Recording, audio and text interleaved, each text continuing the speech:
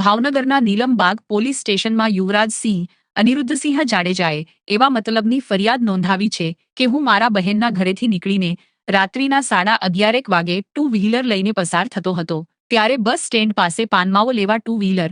લઈને આવેલો હતો। આ દરમિયાન મીણબત્તી સર્કલ ખાતે પહોંચતા બે અજાણ્યા ટુ વ્હીલર મારી નજીક આવેલા અને મને સામું જોઈને ચલાવ તેવું કહીને અપશબ્દો બોલતા મેં અપશબ્દો બોલવાની ના પાડતા તે ઊંચા અવાજે બૂમો પાડી આગળ નીકળી ગયેલા અને Devubag day road Shivdhara complex પાસે રોડ ઉપર માથાકૂટ કરવા લાગેલ, જેથી મારા ઓળખીતા મિત્રો ભેગા થઈ જતા તેઓ ડરના માર્યા ત્યાંથી નીકળી મહાલક્ષ્મી ડાઇનિંગ હોલની સામે 3 રસ્તા પર પહોંચતા ત્યાં બે બાઇક લઈને ઉભેલા 6 અજાણ્યા શખ્સોએ મને ગાળો આપી કમરપટ્ટા,